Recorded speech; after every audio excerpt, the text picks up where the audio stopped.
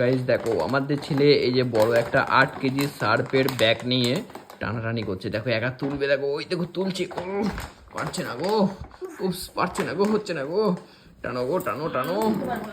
ওর মাকে ডাকছে হেল্প করার জন্য। ওই দেখো ও 8 কেজি বস্তাটাকে নিয়ে টানাটানি করছে, সরে যাও।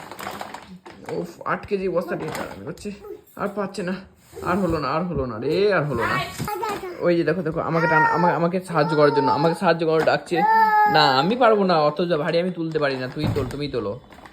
ওই দেখো ওই দেখো কি করছে, দেখো বস্তাটাকে নিয়ে সার্পের।